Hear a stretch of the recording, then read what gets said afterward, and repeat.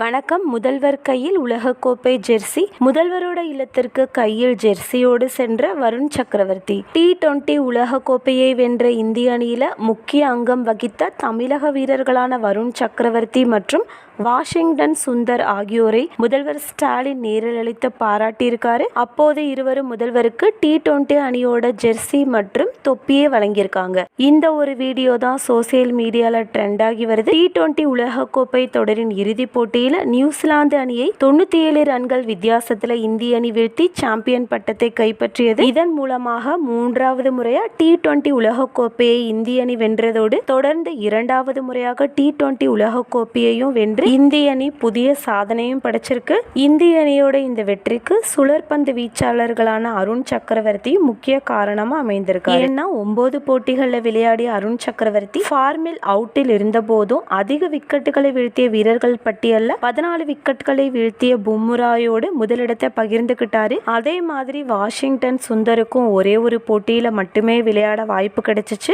இருந்தாலும் T20 உலகக்கோப்பையை வென்ற இந்திய அணியில இரு தமிழர்கள் இடம்பெற்றிருப்பது ரசிகர்களிடையே உற்சாகத்தை ஏற்படுத்தியிருக்கு. T20 உலகக்கோப்பை தொடரை வென்று சென்னை திரும்பிய இருவரும் நேரா திருவண்ணாமலை சென்று கிரிவலத்தில் ஈடுபட்டு சாமி தரிசனமும் செஞ்சிருக்காங்க. தொடர்ந்து முதல்வர் ஸ்டாலின் அவர்களை சந்தித்து அவர்கள்ட்ட வாழ்த்தும் பெற்றிருக்காங்க. அப்போது வருண் சக்கரவர்த்தி மற்றும் வாஷிங்டன் சுந்தர் இருவரும் தங்களோட கையெழுத்திட்ட ஜெர்சியை முதல்வருக்கு பரிசளித்திருக்காங்க.